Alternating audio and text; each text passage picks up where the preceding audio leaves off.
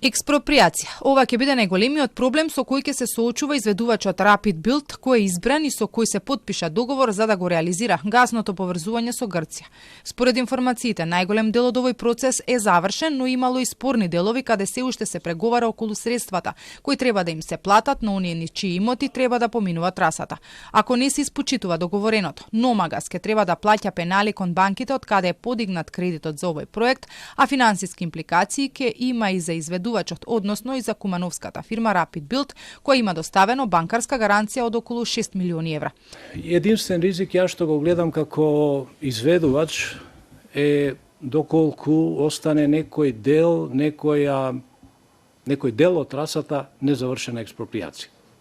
Тоа е пречка во која што ние се соочивме во минатите проекти каде што доколку не е завршена експроприација на некој дел од трасата, ние сме буквално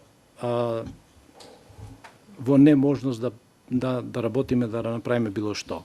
Но доколку е решена експроприација, мислам дека за нас нема пречки.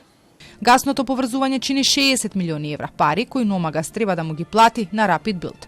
Од друга страна пак компанијата која врши пренос на гас во земјава има долг од 90 милиони евра и со оваа цифра се најде прв на листата на финансии.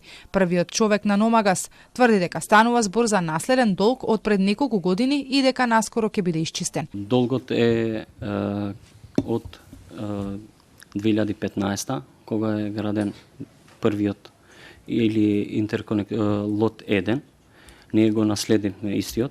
Истиот е во процедура и се надеваме во 12 или 15 кога ќе има собрание, истиот закон ќе помине и нема да има Номагас долгот што го наследи.